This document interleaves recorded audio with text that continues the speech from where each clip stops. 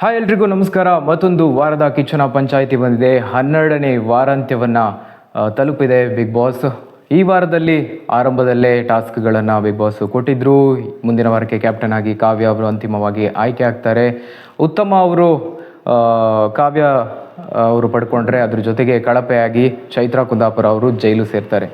ನೀವೆಲ್ಲರೂ ಗಮನಿಸಿರೋ ಹಾಗೆ ಈ ವಾರದಲ್ಲಿ ಬಿಗ್ ಬಾಸ್ ಸಾಕಷ್ಟು ಟಾಸ್ಕ್ಗಳನ್ನು ಕೊಟ್ಟರು. ಸ್ಪರ್ಧಿಗಳು ಕೂಡ ತುಂಬ ಆ್ಯಕ್ಟಿವ್ ಆಗಿ ಎಲ್ಲ ಟಾಸ್ಕ್ನಲ್ಲೂ ಪಾಲ್ಗೊಳ್ತಾರೆ.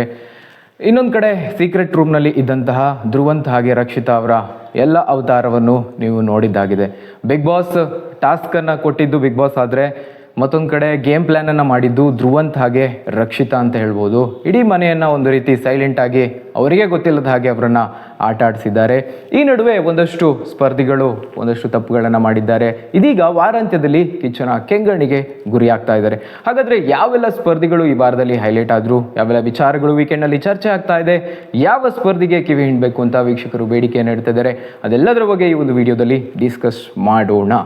ಎಸ್ ವೀಕ್ಷಕರೇ, ನೀವೆಲ್ಲರೂ ಗಮನಿಸಿದ್ದೀರಿ, ಭರ್ಜರಿಯಾಗಿ ಬಿಗ್ ಬಾಸ್ ಮುನ್ನುಗ್ತಾ ಇದೆ. ಇನ್ನೇನು ಕೆಲವೇ ವಾರಗಳಲ್ಲಿ ಬಿಗ್ ಬಾಸ್ ಗ್ರ್ಯಾಂಡ್ ಫಿನಾಲೆ ಇದೆ. ಜನವರಿ 2ನೇ ವಾರ ಅಥವಾ 3ನೇ ವಾರದಲ್ಲಿ ಗ್ರ್ಯಾಂಡ್ ಫಿನಾಲೆ ಈಗಾಗಲೇ ಫಿಕ್ಸ್ ಆಗಿರುವಂಥದ್ದು.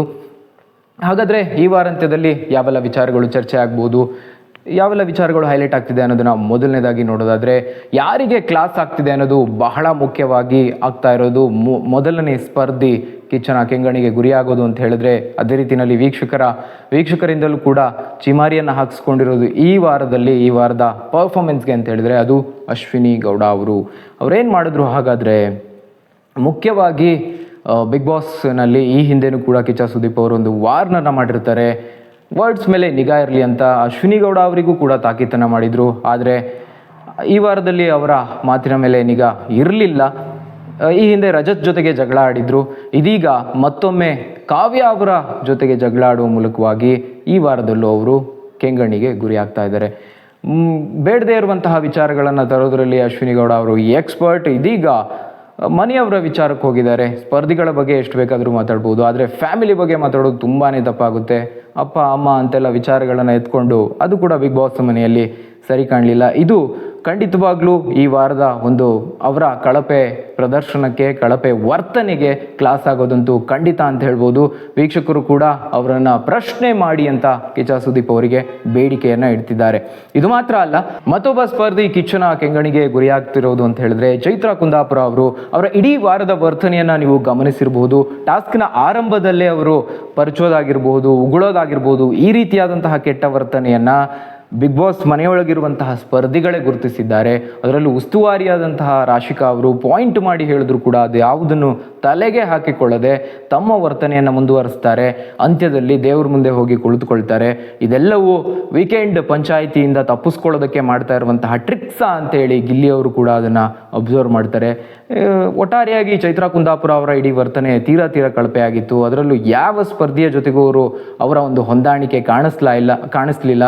ಅದು ಮಾತ್ರ ಅಲ್ಲ, ಇನ್ನು ರಜತ್ ಜೊತೆಗೆ ಜಗಳ ಆಡುವಂತಹ ಸಂದರ್ಭದಲ್ಲಿ ಯಾವ ರೀತಿಯಾಗಿ ಅವರು ಮತ್ತೆ ಫ್ಯಾಮಿಲಿ ಮ್ಯಾಟರ್ಗೆ ಹೋಗ್ತಾರೆ ಅನ್ನೋದನ್ನು ಕೂಡ ನೀವು ಗಮನಿಸಿದ್ದೀರಿ. ಹೀಗಾಗಿ ಚೈತ್ರಾ ಕುಂದಾಪುರ ಹಾಗೆ ಅಶ್ವಿನಿ ಅವರ ಒಂದು ಈ ಕಳಪೆ ವರ್ತನೆಗೆ ಖಂಡಿತವಾಗ್ಲೂ ಕ್ಲಾಸ್ ಆಗುತ್ತೆ ಅಂತ ಹೇಳ್ಬೋದು. ಇನ್ನು ಇದು ಮಾತ್ರ ಅಲ್ಲ, ಒಂದಷ್ಟು ಹೈಲೈಟ್ ಆದಂತಹ ವಿಚಾರಗಳಿವೆ ವೀಕೆಂಡ್ನಲ್ಲಿ ಚರ್ಚೆ ಆಗೋದು ಅಂತ ಹೇಳಿದ್ರೆ, ಮುಖ್ಯವಾಗಿ ಸೀಕ್ರೆಟ್ ರೂಮ್ನಲ್ಲಿ ಇದ್ದಂತಹ ರಕ್ಷಿತಾ ಹಾಗೆ ಧ್ರುವಂತ್ ಅವರ ವಿಚಾರ. ಇದು ಕ್ಲಾಸ್ ಅನ್ನೋದಕ್ಕಿಂತ ಒಂದು ಸುದೀರ್ಘವಾಗಿ ಚರ್ಚೆ ಆಗ್ತಾ ಇದೆ. ಕಾರಣ ಅವರಿಬ್ಬರು ಮಾಡಿದಂತಹ ಅವರ ಒಂದು ಟಾಮ್ ಆ್ಯಂಡ್ ಜೆರಿ ಜಗಳ ಏನಿದೆ ಅದು ಸಿಕ್ಕಾಪಟ್ಟೆ ಹೈಲೈಟ್ ಆಗಿದೆ. ಹೊರಗಡೆ ಕೂಡ ಧ್ರುವಂತ್ ಅವರ ಮೇಲಿನ ಅಭಿಪ್ರಾಯ ಕೂಡ ವೀಕ್ಷಕರಿಗೆ ಬದಲಾಗಿದೆ. ರಕ್ಷಿತಾ ಅವರ ಮೇಲಿನ ಅಭಿಪ್ರಾಯ ಕೂಡ ಬದಲಾಗಿದೆ, ಸಾಕಷ್ಟು ಬದಲಾಗಿದೆ. ಈ ರೀತಿಯಾಗಿ ಅವರ ಒಂದು ಸ್ಟ್ರಾಟಜಿಗಳಾಗಿರ್ಬೋದು, ಅವರು ಮಾಡಿದ್ದು, ಬಿಗ್ ಬಾಸ್ ಕೊಟ್ಟಂತಹ ಅವಕಾಶ ಆಗಿರ್ಬೋದು, ಅವರಿಗೆ ಗೆಸ್ ಮಾಡುವಂತಹ ಟಾಸ್ಕನ್ನು ಕೊಟ್ಟಿದ್ದು, ಇವೆಲ್ಲವೂ ಈ ವೀಕೆಂಡ್ನಲ್ಲಿ ಚರ್ಚೆ ಆಗ್ತಾ ಇದೆ. ಅದು ಹೈಲೈಟ್ ಆದಂತಹ ವಿಚಾರ. ಇನ್ನು ಟಾಸ್ಕ್ ವಿಚಾರವಾಗಿ ಒಂದು ಸುದೀರ್ಘ ಚರ್ಚೆ ಮಾಡಲೇಬೇಕು ಅಂತ ಕೇಳ್ಕೊಳ್ತಾ ಇರೋದು ಅಂತ ಹೇಳಿದ್ರೆ, ನಿಲ್ಲೆ ಕಾವೇರಿ ಅನ್ನುವ ಟಾಸ್ಕನ್ನು ಬಿಗ್ ಬಾಸ್ ಕೊಟ್ಟಿದ್ರು. ಅಲ್ಲಿ ಯಾವ ರೀತಿಯಾಗಿ ಸ್ಪರ್ಧಿಗಳು ಅದನ್ನು ಅರ್ಥ ಮಾಡ್ಕೊಳ್ಳೋದ್ರಲ್ಲಿ ಎಡವಿದ್ರು ಅನ್ನೋದನ್ನು ಮತ್ತೆ ಬುಡಕ್ಕೆ ಹೋಗಿ ಅದನ್ನು ಒಂದು ಡಿಕೋಡ್ ಮಾಡುವಂತಹ ಒಂದು ಎಲ್ಲಿ ತಪ್ಪಾಯಿತು ಏನಾಯಿತು ಅನ್ನೋದ್ರ ಬಗ್ಗೆ ವೀಕೆಂಡ್ನಲ್ಲಿ ಚರ್ಚೆ ಆಗ್ತಾ ಇದೆ. ಅದು ರಾಘು, ಅಶ್ವಿನಿ, ಚೈತ್ರಾ ಏನು ಟೀಮ್ ಇತ್ತು ಅವರು ಅರ್ಥ ಮಾಡ್ಕೊಂಡಂತಹ ರೀತಿ ಕಂಪ್ಲೀಟ್ಲಿ ರಾಂಗ್ ಇತ್ತು ಆ ಒಂದು ಟಾಸ್ಕಲ್ಲಿ. ಮತ್ತೊಂದು ಕಡೆ ಕಾವ್ಯ ಅವರ ತಂಡ ಕೂಡ ಇತ್ತು. ಇಲ್ಲಿ ಏನು ತಪ್ಪಾಯಿತು ಕೊನೆಯದಾಗಿ ರಾಶಿಕಾ ಅವರು ಡಿಸಿಷನ್ ಕೊಡೋದಕ್ಕೂ ಸಾಧ್ಯ ಆಗಲಿಲ್ಲ. ಇನ್ನು ಟಾಸ್ಕ್ನ ಮಧ್ಯದಲ್ಲಿ ಜಗಳ ಹೆಚ್ಚಾಗಿ ಆಯಿತು, ಬಿಗ್ ಬಾಸ್ ಮಧ್ಯಪ್ರವೇಶ ಮಾಡಿದ್ರು. ಖಂಡಿತವಾಗ್ಲೂ ಇದು ವೀಕೆಂಡ್ನಲ್ಲಿ ಚರ್ಚೆ ಆಗಬೇಕಾದಂತಹ ವಿಚಾರವೇ ಸರಿ. ಇದು ಕೂಡ ಹೈಲೈಟ್ ಆದಂತಹ ವಿಚಾರ. ಇನ್ನು ರಾಶಿಕಾ ಅವರ ಉಸ್ತುವಾರಿಯ ಬಗ್ಗೆ ಚರ್ಚೆ ಆಗಲೇಬೇಕು. ಕಾರಣ ಈ ವಾರದಲ್ಲಿ ಅವರು ಉಸ್ತುವಾರಿಯನ್ನು ನಿಭಾಯಿಸೋದ್ರಲ್ಲಿ ಅಷ್ಟಕ್ಕಷ್ಟೇ ಆಯಿತು. ಅದೇ ರೀತಿಯಲ್ಲಿ ಈ ಒಂದು ಸೀಸನ್ನಲ್ಲಿ ಕಂಪೇರ್ ಮಾಡಿದ್ರೆ ಉಸ್ತುವಾರಿ ತುಂಬ ಟಫ್ ಇತ್ತು ಈ ವಾರದಲ್ಲಿ. ಅದನ್ನು ಹಾಗೆ ನೋಡಿದ್ರೆ ರಾಶಿಕಾ ಅವರು ತುಂಬ ಚೆನ್ನಾಗಿ ಅದನ್ನು ನಿಭಾಯಿಸಿದ್ದಾರೆ ಅಂತ ಹೇಳ್ಬೋದು. ಒಟ್ಟಾರೆಯಾಗಿ ಇದೊಂದು ವೀಕೆಂಡ್ ಚರ್ಚೆಯಲ್ಲಿ ಬರ್ತಾ ಇದೆ. ಇನ್ನುಳಿದಂತೆ ಕಾವ್ಯ ಅವರು ಮುಂದಿನ ವಾರಕ್ಕೆ ಕ್ಯಾಪ್ಟನ್ ಆಗಿದ್ದಾರೆ. ಆ ಎಲ್ಲ ವಿಚಾರಗಳು ಚರ್ಚೆ ಆಗೋದಂತೂ ಖಂಡಿತ. ಇನ್ನೊಂದಷ್ಟು ಕಾಮಿಡಿ ಅಂತ ಹೇಳಿದ್ರೆ ಗಿಲ್ಲಿ ಅವರಿಗೆ ಸಂಬಂಧಪಟ್ಟ ಹಾಗೆ, ಅದ್ರ ಜೊತೆಗೆ ಧ್ರುವಂತ್ ರಕ್ಷಿತಾ ಸೀಕ್ರೆಟ್ ರೂಮ್ನಲ್ಲಿ ಆಡಿದಂತಹ ವರ್ತನೆ, ಇವೆಲ್ಲವೂ ಕೂಡ ಈ ಒಂದು ವೀಕೆಂಡ್ ಪಂಚಾಯಿತಿಯ ಹೈಲೈಟ್ಸ್. ಹಾಗಾದರೆ ವೀಕ್ಷಕರೇ, ನಿಮ್ಮ ಪ್ರಕಾರವಾಗಿ ಯಾವ ಸ್ಪರ್ಧಿಗೆ ಕ್ಲಾಸ್ನ ಅಗತ್ಯ ಇದೆ, ಯಾವ ಸ್ಪರ್ಧಿಯ ವರ್ತನೆ ಈ ವಾರದಲ್ಲಿ ಕಳಪೆ ಆಗಿತ್ತು, ನಿಮ್ಗೆ ಏನನ್ಸುತ್ತೆ ಅನ್ನೋದನ್ನ ಕಮೆಂಟ್ ಬಾಕ್ಸ್ನಲ್ಲಿ ತಿಳಿಸಿ. ಕಮೆಂಟ್ ಬಾಕ್ಸ್ನ ಸ್ವೈಪ್ ಮಾಡಿ ಈ ವಿಡಿಯೋನ ಹೈಪ್ ಮಾಡಿ ನಮಗೆ ಬೆಂಬಲವನ್ನು ಕೊಡಿ.